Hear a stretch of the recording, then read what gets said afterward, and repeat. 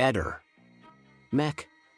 Pallister. Benvenuti sul nostro canale di criminologia, dove oggi approfondiremo un caso che ha sollevato numerosi interrogativi e continua a mantenere alta l'attenzione dell'opinione pubblica italiana. Parliamo del misterioso decesso di Liliana Resinovic, un caso che continua a suscitare dibattiti e indagini a più livelli. La sua morte, avvenuta in circostanze ancora poco chiare, ha spinto la Procura di Trieste a riaprire il fascicolo, cercando di rispondere alla domanda che tutti si pongono.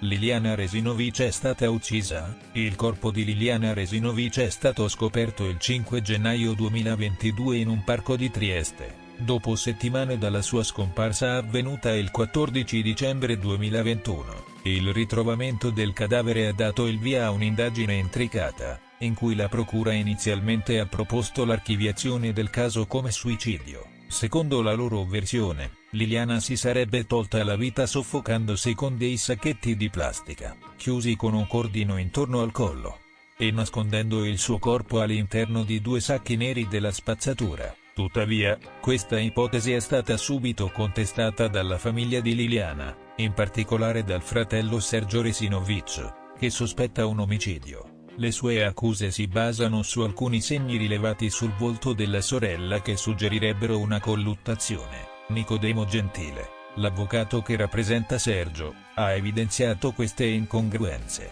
Secondo lui, la mancanza di impronte digitali di Liliana sui sacchetti e sul cordino rappresenta una prova importante. Gentile sostiene che, per un suicidio eseguito in quel modo, sarebbe stato inevitabile lasciare tracce. Uno dei dettagli più controversi è il cordino trovato intorno al collo di Liliana. Descritto come lasso da un agente di polizia, non ha lasciato alcun segno sul collo della vittima, sollevando dubbi sulla sua funzione. Gentile ipotizza che questo elemento sia stato utilizzato per inscenare un suicidio, mascherando così un omicidio. La superficialità con cui qualcuno avrebbe cercato di costruire questa messinscena potrebbe aver lasciato indizi chiave per smascherare i veri eventi.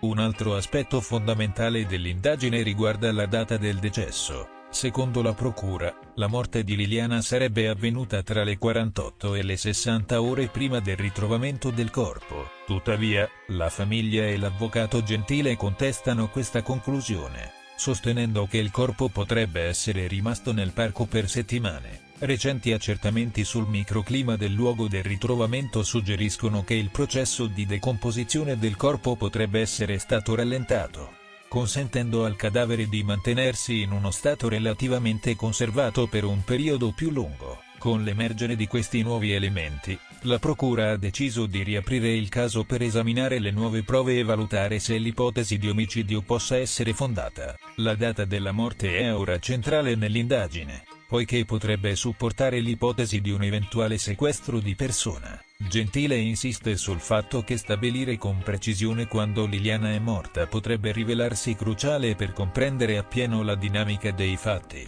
Questo caso, noto come il giallo di Trieste, è un esempio complesso di come le indagini forensi e legali possano evolversi nel tempo, portando alla luce nuove prospettive e sfide. Mentre attendiamo ulteriori sviluppi, rimane fondamentale continuare a esaminare ogni dettaglio con attenzione, per rendere giustizia a Liliana Resinovic e trovare finalmente la verità dietro la sua tragica scomparsa. Restate sintonizzati per ulteriori aggiornamenti su questo e altri casi intriganti nel mondo della criminologia.